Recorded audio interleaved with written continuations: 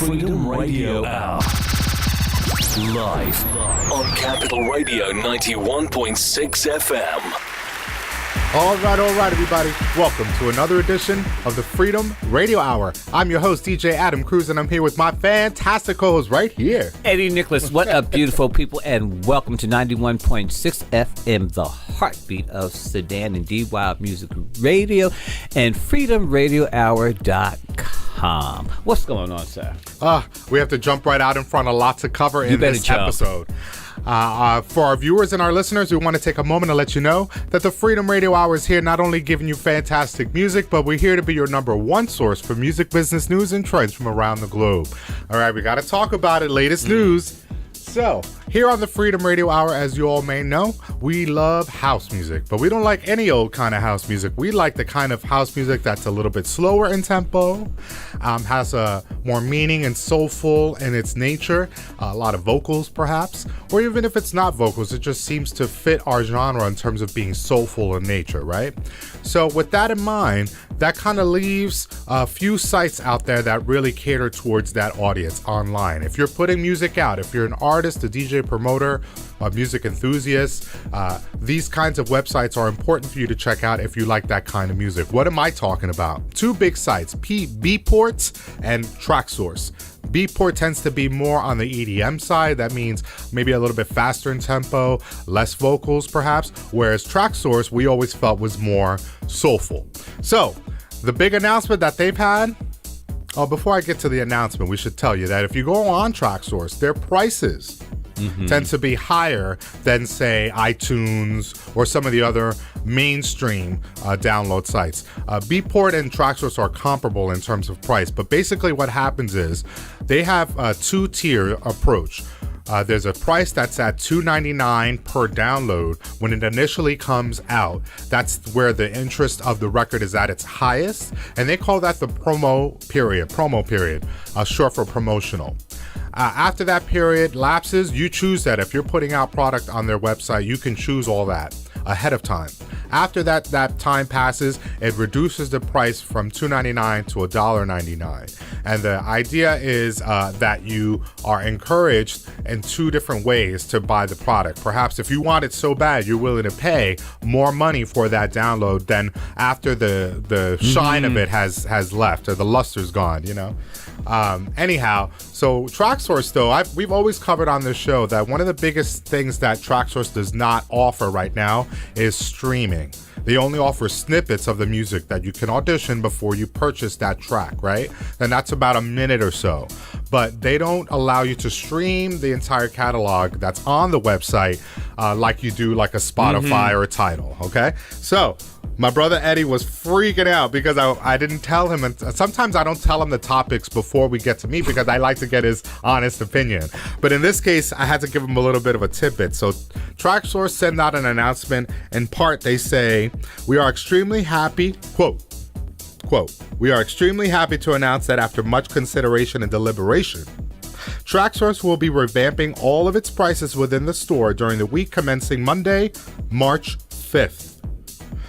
After collecting and analyzing feedback from both our partners and our users, we have carefully considered all factors to come to a new, robust, and competitive pricing structure. We believe this new pricing strikes the perfect balance between providing more value for our customers and maximizing income for our partners. That's you and I. Let's see. So, some noteworthy highlights of our new structure worth pointing out are: 1, 50% reduction in exclusive promo track prices. That was that $2.99 I was telling you. So minus 50 cents, that's now, I guess, $2.49, if the math is right there. The second thing, a new classics price tier that affects releases that are post 36 days old. Go ahead. Yeah. Now, Okay. now Keep going. Hold on, I'm not done. But wait a minute, after 36 days, your song now becomes a classic. Yes. Oh, Lord. The third, Continue. competitive new package pricing on multiple track singles, EPs, albums, and compilations. And now, the last thing is AIFF or WAVE packages are affordable. So, that's what they have just announced in March. And so now the pricing structure has taken place. Okay.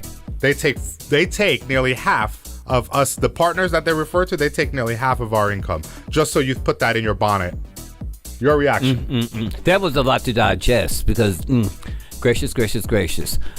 So they're cutting the prices to be more competitive. To be competitive with who? Are we talking about being competitive with iTunes, which sells their songs for 99 cents per download? I think that they might be, their biggest competitor is not iTunes. Their biggest competitors probably are two things: Beatport and free. Right? Because free, you can get all. But what is Beatport going for? It looks like the Beatport's going for the same thing. In terms of its pricing, it doesn't indicate that it's reducing its price, Beatport. But let's go on their website and check it out. Because, again, when you look at it and you look at with iTunes and its imprint and music, and even Amazon, they're selling songs for 99 cents. Right. So what is competitive? Well, if I click on the very first thing, that's the newest record that they have out, right? Who is this, Beatport? I'm on the Beatport. I just clicked some random thing here. So for the package, you could buy the package, which is in this case, it's an EP for $7.47. An EP is what on that with that particular one? 4 songs? That's 1, 2, 3 songs. 3 songs. 3 songs for $7.49. Okay, and now each track is valued at $2.49. This is brand new. So Traxsource is directly competing with Beatport because now they'll be at $2.49. Let's take a break. When we I was come going back, to just say that. Yeah. We'll be right back with more from 91.6 FM, DY Music Radio, and FreedomRadioHour.com. It's really a lot to digest. It really is. Come back with us. We'll tell you more. Singer, songwriter, performer, and host Eddie Nicholas debuts his fantastic new album. Released in conjunction with mixtape sessions and Deck Music imprint, Eddie brings you a 16-track album full of fantastic jams upon jams, perfect for any dance floor. The album includes records like Fall in Love, Goomba, and Reuben. Check out EddieNicholas.com and Traxsource for his brand new LP. Freedom Radio Hour. Live on Capital Radio 91.6 FM. What up, beautiful people, and welcome back 91.6 FM. I'm Eddie Nicholas, and I'm so glad that you decided to stick around and find out some more of what's going on in the world of music, news, and business. I'm here with my good buddy and knowledgeable partner, the one and only Mr. Adam Cruz. You're locked in on the Freedom Radio Hour, your number one source for music, business, news, and trends from around the globe. We're talking about Traxsource.com, one of the biggest, if not the biggest, soulful dance music websites where you can download music.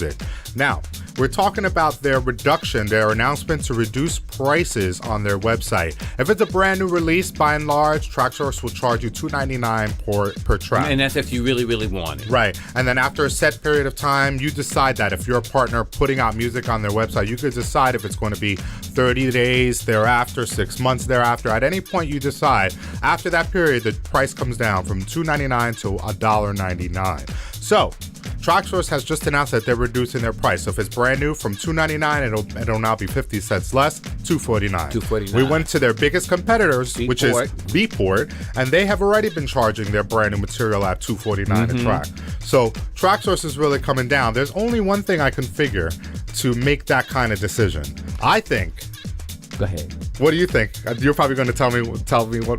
Well, I know one of the things we've been talking about that Traxsource itself has not invested in, and I wonder, is Beatport the streaming part of it? Is Beatport streaming? Not that I can tell. I understand that though. With the big difference between Beatport and Traxsource is that you can do some sort of subscription basis. So perhaps at that point you can stream everything all the way through. I'm not a Beatport regular customer to tell you, obviously, but I do find it interesting that on a per track basis, number one, we're still talking about downloads. Where the mainstream out there, everybody's over the download and they're all about streaming. So that it feels like Traxsource is very late to the game. And after this big announcement, they still aren't saying, hey, now we're offering streaming, full streaming if you sign up or do blah, blah, blah, blah. So they're not even taking that step yet. Now, for understanding this streaming process, because I know, even though I'm not a DJ, I know DJs like to have things in hand. Right. So that's Traxsource's argument. You're making their argument. Why would we dive into streaming? Yeah, because if our audience is downloading and playing at parties or exactly. clubs. are people going to now set up their sets again when we said select a playlist and stream them from their computers now, which some are probably doing. Right. But in the long run, I think people still like tangible stuff. I agree, but I also feel like we're setting ourselves up, if we're relying on Traxsource, to be behind the times and not be adaptable when the time comes. What do I mean?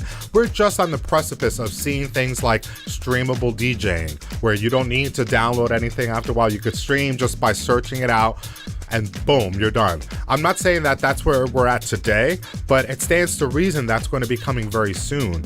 I feel like Traxsource is being more reactionary and they should be more proactive. Well, they may feel evidently they're very comfortable where they are, business-wise. I don't know. We don't know what their base is as far as what their shareholders are. Well, I'll tell you one thing. You don't drop your price from one day to the next because you're making a lot of money. Well, we know they dropped their price. They're not making no money. So they're certainly not making the money that they think they should be making. Yeah. So, is that something that they put to their shareholders, or is that something that they decide in a little room amongst certain people? But listen, it's very funny that we're talking about this very thing when we're right at the same time need to talk about the fact that Spotify, even though we've covered this a lot, has finally taken the steps to file paperwork to pursue becoming a publicly owned and traded company. We've covered a lot about what's happening with Spotify, but just within the last week, they finally filed that paperwork. And it's going to be very interesting what's going to go on because Spotify is the biggest streaming company in the world. They're valued at $20 billion. You know that in no due time at all, Traxsource and anybody like them, Beatport and the others, will need to adapt itself if it plans to stick around for a while. Well, if they want that type of money, they're really going to have to. $20 billion? We need to find out how much shares are. I can tell you. So for those of you who are interested, that are in the music business, that want to invest or something like that, not saying that Spotify is the way to go, but it's an opportunity. We're always talking about having some say at the table. When you have some say at the table, you have say at the table. So if you have money to be able to invest in some of these music companies, by all means, do so. Because, it's as artists, we're always complaining. But if we are shareholders, we can complain and we can get results because companies do listen to their shareholders. Yeah, I mean, and really, the reality is that you have our three biggest labels out there, Sony, Warner, and Universal Music Group. They're championing a lot of what's happening with Spotify because don't forget that Spotify has allowed them to own shares in the company, number one. Number two, they've given them over $3 million in ad space on the service just by messing with them. They also, Spotify... And that's what you just said, $3 million just messing with them. Right. Here's $3 million. But that's really the key here, just throw away. Anyhow, let's take a break. When we come back, we're going to break down more of what's happening in the music game right here on the Freedom Radio Hour. 91.6 FM, dwildmusicradio.com, freedomradiohour.com. Mixtape Sessions is proud to present singer, songwriter, actor, and Mixtape Sessions recording artist Jacqueline Graham. Produced by DJ and label head Adam Cruz, the Jacqueline plea includes Inside My Head and You Showed Me Your Love. Check out Jacqueline Graham and the Jacqueline EP, available to stream everywhere now. Mixtape Sessions, music for the people.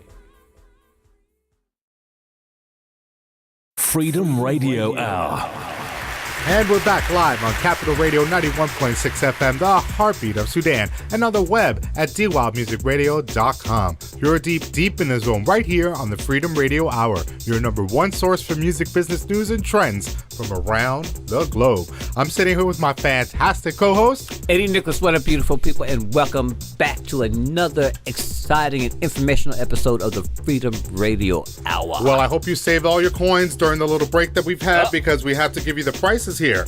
So expect a wild first day of trading as people try to figure out whether they should buy or sell Spotify. Shares in 2017 swung from as low as $37.50 to as high as $125 per share. So the that's shares what you are affordable. So you could expect that to be the range for the first day of trading from Spotify. So For those of you that, again, like I said, if you're interested in getting some shares on Spotify, Adam just gave you the prices. You could look it up. Buy 1 or 2 or 3 or 4 or 5 shares. Yeah, and I'll even give you a little bit more detail. On the first day of trading, there's codes for these particular companies. The code for Spotify is SPOT, S-P-O-T, in terms of the stock market. $37.50 to $125 per share. Per share. That's the range. And I think this is your biggest moment, Eddie, because you have been talking so long about the fact that our biggest Achilles heel, if you will, is the fact that us independent music types don't own shares, or another way of saying we're not at the table when these decisions are made. That's where you get to flex that power when you're a shareholder. Mm-hmm. You see,